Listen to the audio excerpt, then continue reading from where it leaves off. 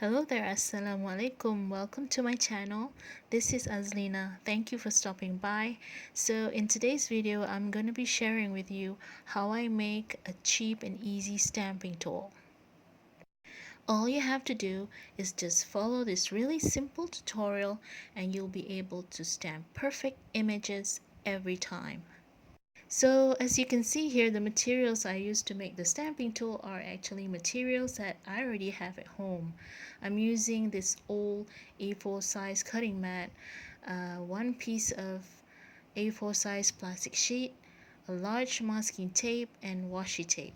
But the washi tape here is actually optional. I only used it as decoration, so it's not necessary for you to use that to make the stamping tool. If you don't have a cutting mat like the one I used here, you can use anything that's similar to it. You can also use a thick mounting board or cardboard, cut it to the size you want and join the plastic sheet to it. I really love this cheap alternative stamping tool, believe it or not, because it really does helps me get back to stamping again. I have a lot of clear stamps that I've collected over the years, but I rarely use them because I always have problems stamping the images on paper. Like I never get the right amount of ink on the images each time I stamp. It's so frustrating. But with the stamping tool, I never have that problem again.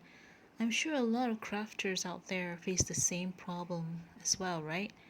Unfortunately, most of us can't afford to buy the expensive stamping tool available in the market like the Misty stamping tool that everyone is talking about. It really is a cool tool to have, but it's not affordable for all.